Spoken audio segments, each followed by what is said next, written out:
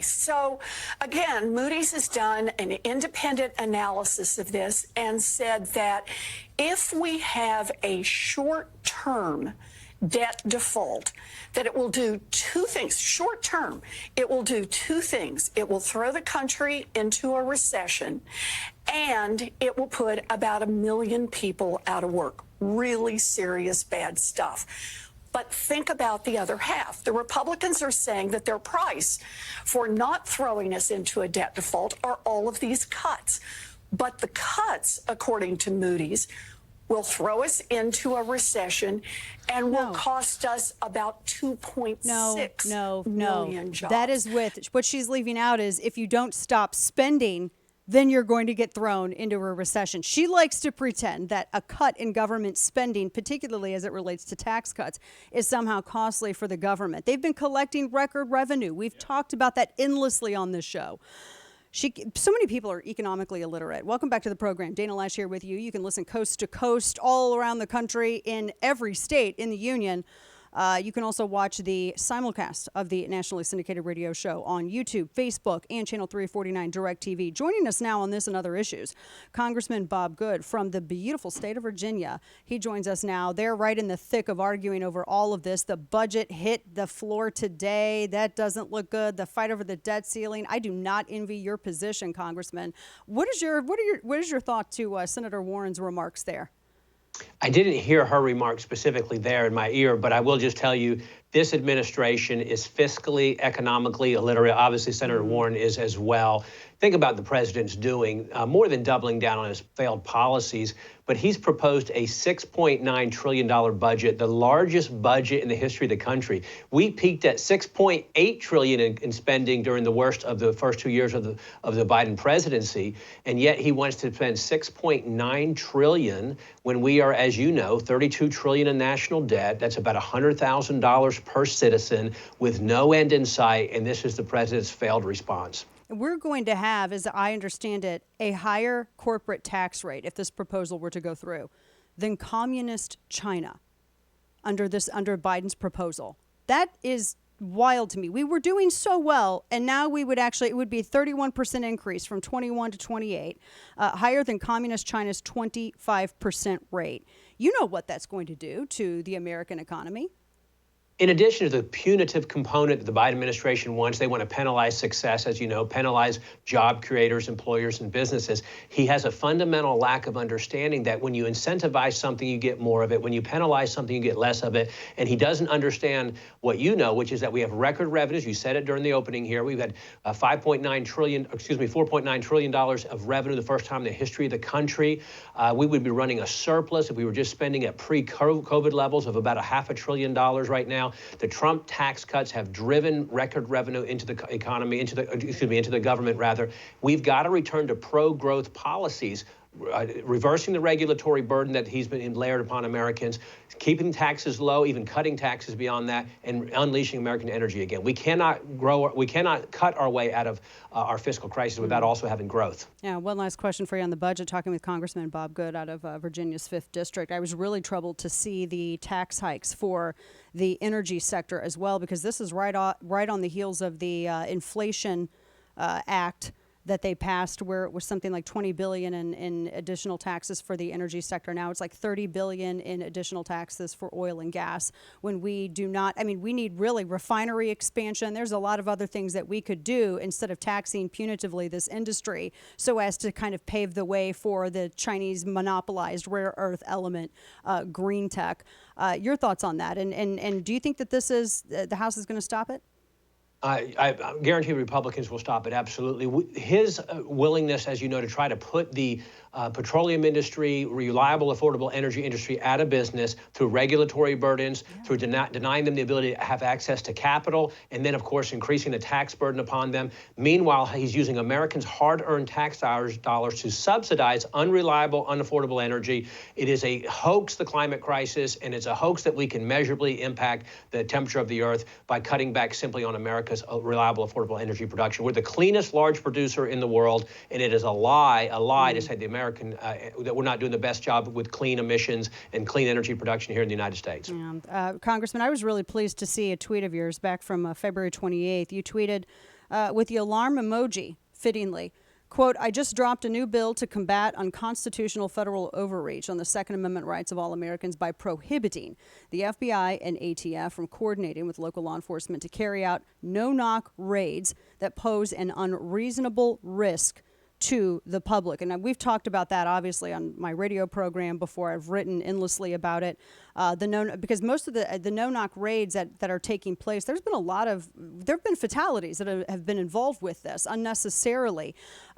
Talk to me about this, because this is a very troubling aspect that we have seen pop up in law enforcement, and I'm pleased to see that we're ending, or that you're looking to fight this rather. What could be more scary to an American citizen than to have armed federal agents show up at their property and burst into their home with a no-knock raid? We've done that to pro-life activists like the Houck family in Pennsylvania, just because they're protesting outside of an abortion facility. We have designated parents as domestic terrorists for showing up at school board meetings. The weaponization of the federal government against its citizens is on no greater display than with the ATF and what they want to do with this regulatory, by regulatory decree, make criminals out of law-abiding citizens who purchase otherwise, at that time, legal handguns, as you know, reclassifying them as pistol braces. And what this bill would do is simply make it illegal for the FBI to participate with local law enforcement to conduct no-knock raids, to confiscate guns of law-abiding citizens who bought those guns legally. And now the ATF has decided by decree to make them illegal and threaten them with a $250,000 fine if they don't turn those in. Yeah, that's what a lot of people don't realize, talking with Congressman Bob Good here, because especially with the pistol brace rule, you have a bureaucratic agency that is stepping around you, Congressman, and the rest of the members of the House, and creating a law out of a rule when they have no authority to do so, and there could absolutely be fatal consequences as a result. Is there potential, you think, to just do away with these no-knock raids, this type of enforcement entirely? Well, we need to do that as a House. We need to utilize even the spending ability that we have, the power of the purse, to defeat the weaponized bureaucracy against our citizens. The ATF, to your point just a moment ago, setting aside the Second Amendment, setting aside the constitutional protection we have of this God-given right to self-defense and to possess a legal firearm, but the ATF has no authority constitutionally to make law. Of course, as you said, that's the responsibility of the legislative branch. If the Biden administration wants to make new gun law, first of all, change the Constitution. The founders made it possible but difficult by design, but you start with working through Congress. You don't start with bureaucrats just by executive decree making a law, let alone non-constitutional law, just because it's retroactively making someone a criminal who did something lawfully previously by buying that firearm, buying that pistol brace, and then, of course, it's illegal because it's unconstitutional, shall not be infringing upon our Second Amendment rights. Are you concerned that there might be an abuse of any kind of exception? Are you going to you're allowing, as I understand it, just from what I've currently read, exceptions in the proposal? Are you worried that that might be abused? Well, you always have to have that concern under this Department of Injustice that it could be abused, because look at the Merrick Garland administration and the regime and what they've done in other areas. So certainly so. But as you know, no-knock raids are intended for when law enforcement is concerned about the disposition or disposal of evidence before they got in, or the harm to the agents if they didn't go in quickly. They don't have the ability to notify the perpetrators or suspected perpetrators inside. But that's not what this is about when you're going to a law-abiding citizen, of course, which this is an unconstitutional law they're trying to make anyway, an illegal law they're trying to make anyway, but certainly the enforcement of that can't be in the hands of agents conducting a no-knock raid, which would put the agent at risk, obviously, as well as the homeowner at risk as well, unnecessarily and unconstitutionally.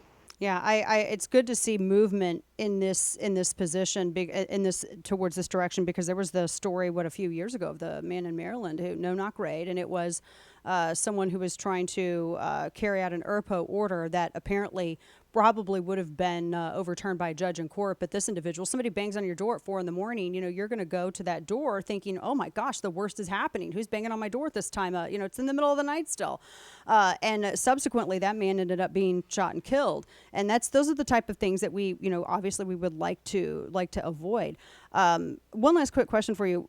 You know, you're talking about the ATF and this bureaucracy. Is there what way or tools do House members have at their disposal to stop agencies? Because whether it's the ATF or whether it's the CDC with the rent moratorium, surely there is a way to stop agencies that are eschewing the congressional oversight from establishing these rules, demanding that they be treated as law, having everyone follow them as law, until which time they can be rolled back in a court of law, which can take months. What tools do you have to fight that and prevent that from being treated as such? Well, you are right. There is a massive problem here. We have so far overstepped the boundaries of the Constitution, so far gotten away from what the founders intended with the separation of powers, to where we have the executive branch making law through the rulemaking capability of these agencies, these unelected bureaucrats, these departments. What we've got to do is utilize the funding, the power of the purse to cut back these agencies. One of the things that we want to do with utilize the new spending opportunity that we have, this debt ceiling battle that we have in the budget process that'll come up later in the fall, is to rescind the $80 billion that has been spent by this administration or allocated by this administration, appropriated for the 87,000 new IRS agents. The last thing we want to do is further weaponize the IRS against our citizens. We have to utilize it. We have to utilize it to cut back on funding for the CDC, funding for the WHO, funding for Fauci's NIAID as well. So we got to use the power of the purse to do. That's where we can have the immediate impact, is to decide we're not going to fund the things that we campaign against. We're not going to fund the things in the federal government that we criticize, in the departments and the agencies in the Biden administration that are harming the very people who elected us to Washington to fight for them. And for people who missed it earlier, one of the things in this budget that Biden would like to do is increase the salaries of all these federal employees at all of these agencies that we're talking about right now. 70% of which who aren't even coming to work. They're working remotely because they're afraid they're going to get COVID. Oh, look at that. Congressman Bob Good, I appreciate what you're doing. We're going to watch and hope to see this bill progress. And thank you so much for the good fight. Thank you, Dana. Appreciate what you do.